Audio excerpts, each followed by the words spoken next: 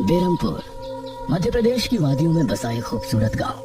लेकिन इस गांव में छिपे थे कुछ ऐसे भयानक रहस्य जिन्होंने उस सदी में निवास करने वाले साहसी लोगों के दिल में भी एक खौफ पैदा कर रखा था।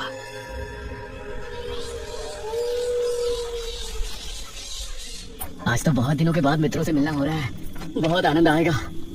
अरे मदन, कहाँ जा रहा है इस समय? पिताजी, मेरे मित्रों से इतने दिनों बाद मिलना हो रहा है। वो सुबह होने पर वापस नगर चले जाएंगे। अरे तुझे पता नहीं क्या, आज शनिवार की रात है। आज के दिन निशिर मोलो गांव में घूमते हैं।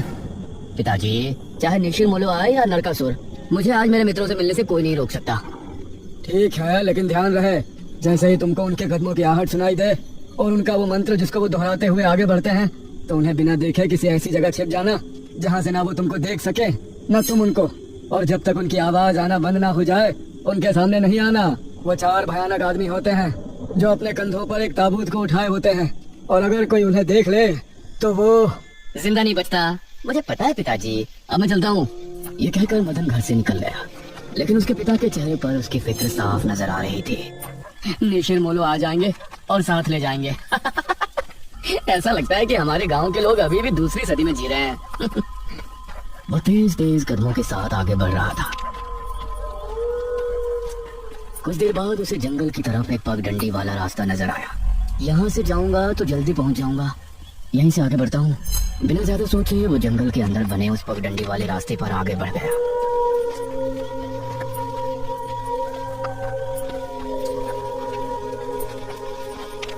आज तो बहुत मजा आने वाला है, मिलकर खूब मदिरा पान भी करेंगे। तभी उसे भारी कदमों की आहटों के साथ कुछ आवाजें सुनाई देने लगी। इन आहटों और आवाजों को सुनकर वह एकदम से चौंक पड़ा और उसकी आंखें डर से बड़ी हो गईं।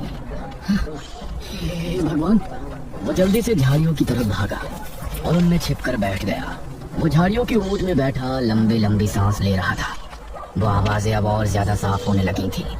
उसे यकीन था कि अब वो लोग उसके करीब ही आ रहे हैं।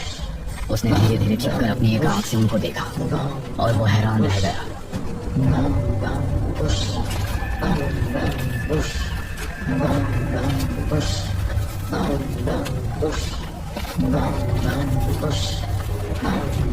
हे भगवान, मैंने इन्हें देख लिया।